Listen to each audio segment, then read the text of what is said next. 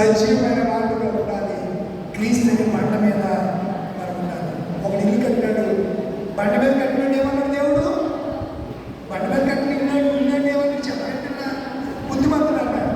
ఇసుక మీద కట్టినాడు ఏమన్నాడు చెప్పండి. ఇసుక మీద బండ మీద ఒక ఇల్లు కట్టాడు. వాడి దేవుడు ఏమన్నాడు? బండ మీద కట్టిన ఇల్లు ఏం పడిపోయిందా? వరదలు వచ్చాయి, వాన వచ్చింది, గాలి వచ్చింది, ఏ వచ్చాయి, అయినా అది బండ మీద వేయబడింది కనుక స్థిరంగా ఉంది.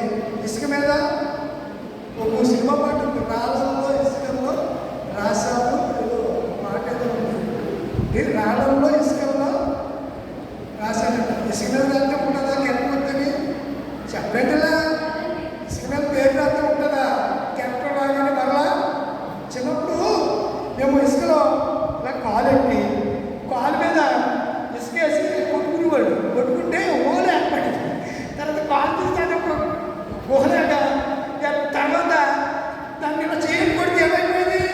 వెంటనే మళ్ళీ నామలో కూడా ఉండేవి కాదు. మీకు దూదేమో దుక్కుడు తెలుసా? తెలీదా? ఆడలేదు.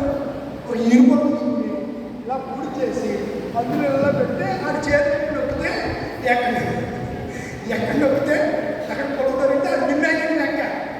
ఆడు విన్నైనట్టు లెక్క. కనుక ఇసుక మీద లేకపోతే ఎక్కడ రాసినా మన పేరు కానీ జీవము గల దేవుని జీవ గ్రంథంలో మన పేరు రాయబడి ఉంటుంది. దాన్ని చెప్పడం ఎవరి వల్ల కాదు. ఆడ మీద పేరు చివరి మీద పేరు ఒకవేళ చుట్టూ పెట్టొచ్చేమో అనుకో. అక్కడ స్టోర్ ఉంది, ఇప్పటికే దాన్ని ఇనాగ్రేట్ చేయకుండా దాన్ని మూల అక్కడ పెట్టుకుంటారు.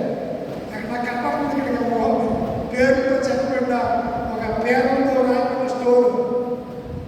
ఎందుకు ప్రియులారా ఈ పేర్లు కాదండి. మన పేర్లు ఎక్కడ ఉండాలి? ఉండాలంటే మన పునాది ఎక్కడ ఉండాలి? అట్టి కృప దేవుడు మీ అందరికీ అనుగ్రహించిన గాక. లేచినబడతారా? సమస్త జ్ఞానం ఇచ్చిన దేవుడు సమాధానం యేసుక్రీస్తు వలన మీ హృదయంలో కావాలని గాక. ఆమేన్. దేవా